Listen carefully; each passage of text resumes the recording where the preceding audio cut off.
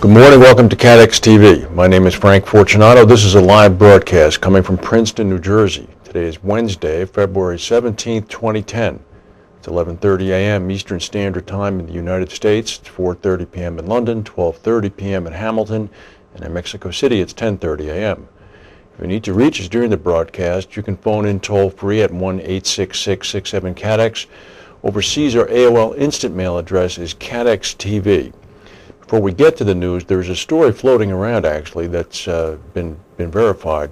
Liberty Mutual is petitioning the Securities and Exchange Commission to get a slice of that Gen Re settlement, the $92 million that the Stanford-based company paid the SEC 2 weeks ago. Gen Re claims it has owed the money due to its acquisition of Prupac back in 2002. Gen Re and AIG did not have any comment, and the SEC did not have any comment either. We'll follow that. That might be interesting. Apparently, money already did change hands from Gen Re to Liberty Mutual, so the path is worn, so we'll see whether or not they can extract some more from the deal. Now to our main news. The main news today is the big agreement with New York State, executed between Aon, Marsh, and Willis. They came to an agreement with New York State regulators to eliminate a prohibition on contingent commissions. Contingent commissions, of course, are commissions that insurers pay to brokers. That ban was put into place following the 2004 probe by then Attorney General Eliot Spitzer into the rigging of bids on large commercial P&C contracts. Under the deal reached with the New York Attorney General and the insurance superintendent, the big three could see an increase in revenues, as they'll not be limited to the kinds of fees that they receive from insurers, and will face less stringent rules for disclosing to clients the compensation paid by carriers.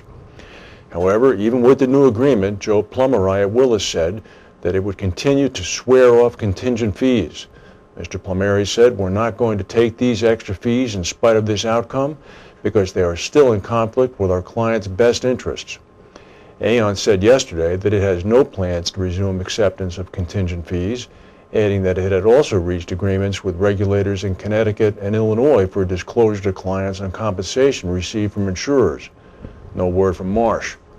Meanwhile, the ever-quotable Mr. Plumeri went on to say that he welcomed the concept of a New York insurance exchange, the revived idea of a Lloyd's-like market in New York. He said, "If ideas such as the New York Insurance Exchange take off, I hope they will be implemented in a way that allows us to place business with greater speed through smart technology." From your lips to God's ears, Mr. Plumeri, that would be a very good outcome. Here's a bad outcome. The massive earthquake in Haiti could be the world's most devastating natural disaster since World War II, as if that was a natural disaster, in relation to the country's size and economy, causing as much as $14 billion in damage. This is according to a study released yesterday by the Inter-American Development Bank. The estimate is based on comparisons with about 1,700 other disasters around the world in recent decades. A preliminary study gives a sense of the extraordinary rebuilding task that awaits the Western Hemisphere's poorest country. The U.S. government, for example, has committed over $500 million for relief efforts since the January 12 earthquake. The Obama administration is expected to ask for over $1 billion more from Congress in the next week. Mark Schneider, who coordinated the U.S. response to Hurricane Mitch in Central America back in 1998, said that the $14 billion figure for Haiti was relatively conservative. He estimated Haiti's reconstruction costs would be even more because the new structure would cost more than the old ones did.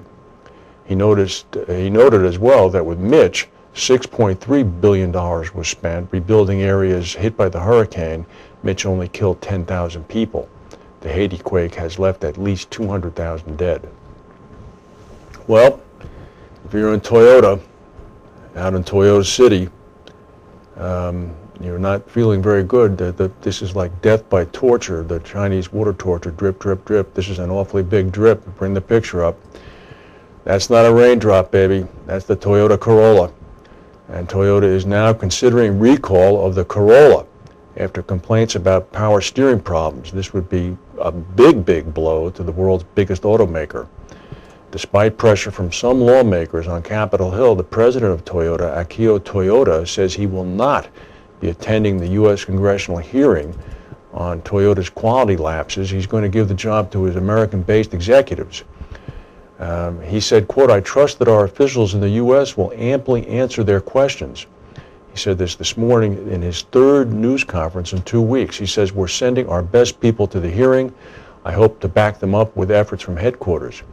The man who's going to take the heat in Washington is going to be Yoshi Inaba, who heads the Toyota Motor Corporation's North American unit.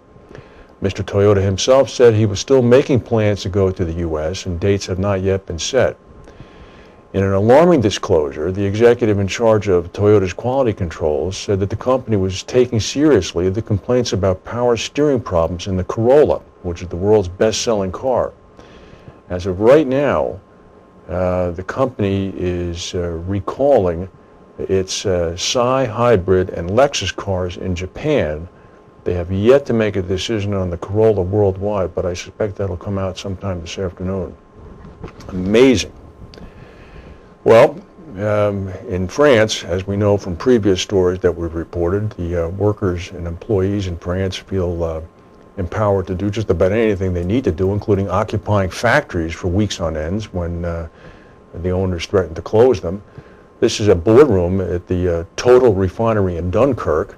The man with his back to us is an employee who stampeded and invaded the boardroom.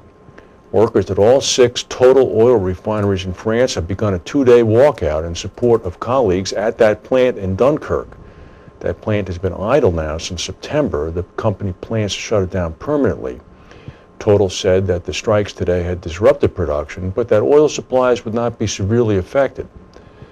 The CGT union, which is a confederacy of French trade unions, said that more than 95% of workers were on strike in the Total refineries and that all depots were blocked off.